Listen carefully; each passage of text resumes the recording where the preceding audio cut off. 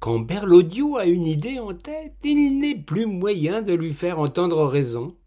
Notre brave garçon qui adore courir les bois en quête d'une proie dont il s'empare par la ruse et le piège, occupe une grande part de son temps à traquer sa future prise, à en observer tous les comportements, à noter ses habitudes et son territoire d'action. Berlaudio n'est pas, à franchement parler, un braconnier. Il faudrait plutôt le classer dans les collectionneurs. Sa quête est unique, un seul spécimen de chaque espèce, pour le seul plaisir de l'affût et de sa concrétisation.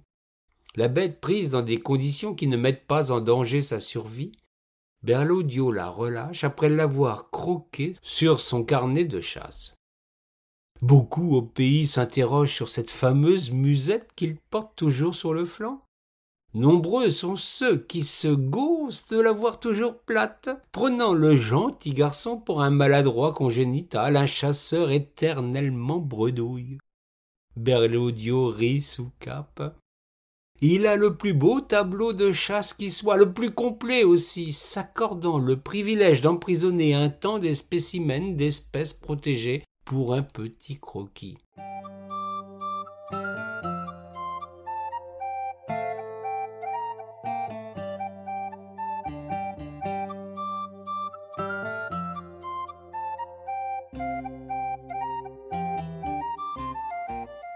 Tout avait commencé par un malentendu. Une confusion sans doute due à sa naïveté tout autant qu'à sa manière si particulière de comprendre le monde qui l'entoure. Sa pauvre mère ne cessait, la saison de chasse venue, de mettre en garde son rejeton, fréquentant beaucoup plus l'école buissonnière voire forestière que la communale.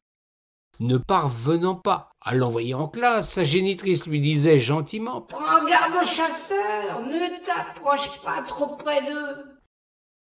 C'était ce qu'il ne fallait pas dire à un tel gamin, cette tête brûlée qui dispose d'un sens aigu de la contradiction. C'est précisément vers les hommes portant fusil à l'épaule que le menaient ses pas.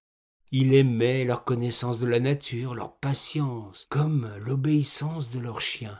C'eût été pour lui le plus bel univers s'il n'y avait eu les coups de feu dont il n'avait jamais pu supporter le bruit.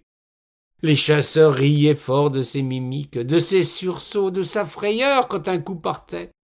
Le gamin se comportait comme un animal apeuré, il se bouchait les oreilles, gémissait, et si le coup portait et qu'un chien rapportait une pièce, il pleurait comme une madeleine devant l'animal mort.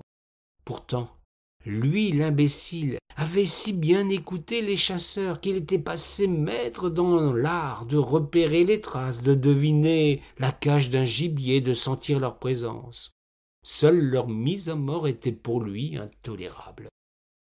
Les hommes, en tenue de camouflage, s'en amusaient tout en profitant de son art de la traque synégétique. Un jour, l'un d'eux eut une remarque décisive, une de ces répliques qui changent la vie de celui qui en est la cible. Berlaudio s'en souvient encore, en se félicitant d'avoir su ainsi prendre la balle au bond pour effectuer le meilleur choix. « Est-ce drôle, y a pas moyen de lui mettre du plomb dans la tête. Jamais ce gamin ne sera un bon fusil. » L'homme avait raison sur ce point. Le fusil ne sera jamais sans fort. Mais ce plomb dans la tête lui fit l'effet d'une sourde menace. Voulait-il, lui et ses compères, le prendre pour cible? De ce jour, le gamin cessa de fréquenter les chasseurs pour courir en solitaire la nature sauvage. Mais ce plomb ne cessa de tourner dans sa trombine. Il en fit une fixation.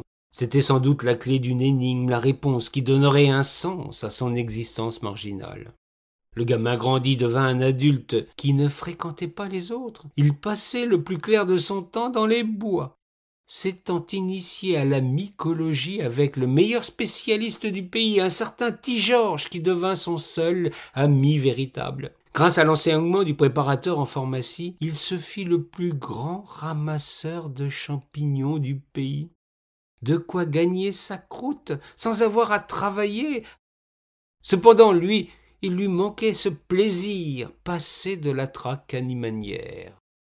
Le hasard vint à son secours. Un lundi matin qu'il traversait bien vite le marché du bourg, un bonimenteur vantait un curieux produit. Approchez, approchez, venez découvrir mes fabuleuses mines de plomb. Grâce à elles, vous deviendrez un artiste réputé. Le lot, non pas pour 10 francs seulement, mais pour un seul billet de 10, je vous offre le lot complet des crayons à mine à plomb, un carnet à dessin et un guide pour apprendre à les utiliser. Allez, n'hésitez pas, approchez, approchez. Et si c'était là ce plomb qu'il avait dans la tête depuis si longtemps? Berlioz sortit un billet de sa poche, acheta ces curieux crayons et durant plusieurs mois disparut totalement de la circulation. Fort heureusement, l'époque n'était pas aux champignons. Il s'aperçut qu'il disposait d'un petit talent.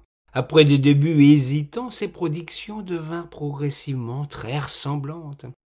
L'idée germa dans son esprit, que beaucoup qualifiaient à tort de déranger.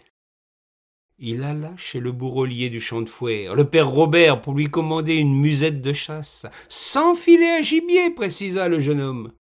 Il fut servi dans la journée, car l'homme était habile et toujours bien disposé à son égard. Berlioz débuta sa collection.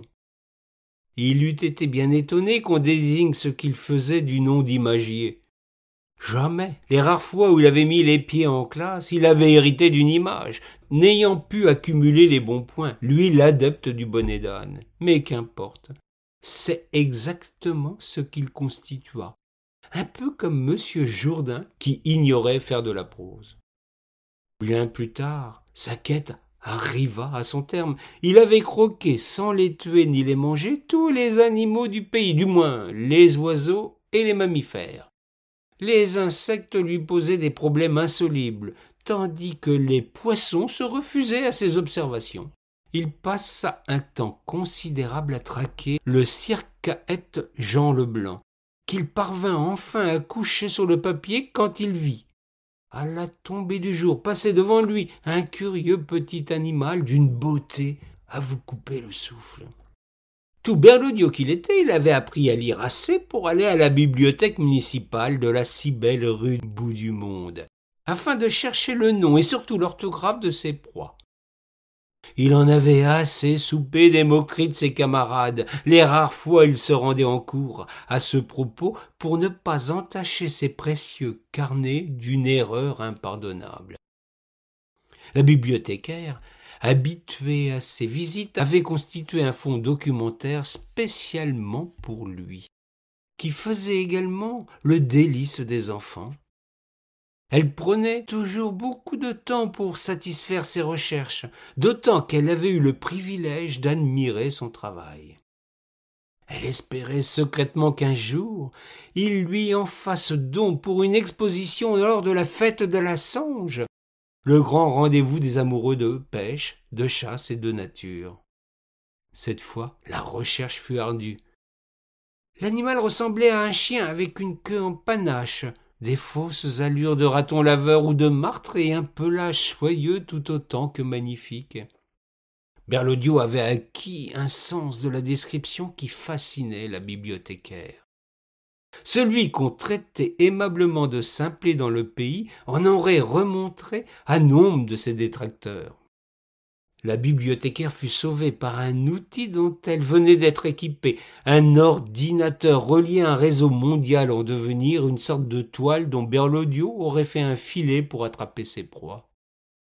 Elle découvrit que son visiteur avait probablement débusqué un chien viverin, une espèce invasive.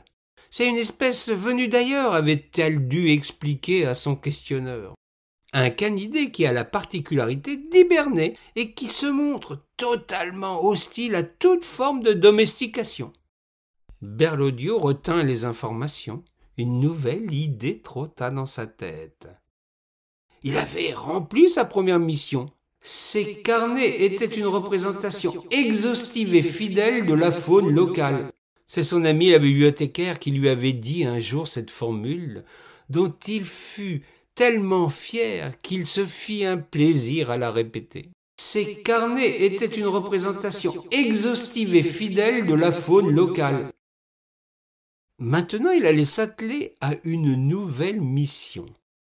domestiquer un chien viverin, en faire son compagnon. Il se sentait si seul depuis le départ de sa pauvre mère. L'histoire ne dit pas si Berlaudio a réussi dans son entreprise. Elle lui a demandé tant de patience et de temps qu'on ne le vit jamais plus à Sully-sur-Loire ni aux alentours. Il se peut après tout que ce soit lui, que le bel animal soit parvenu à ensauvager tout à fait. Ce serait sans doute la meilleure des hypothèses. La place de ce gentil Brodin est bien plus au fond des bois que parmi les humains.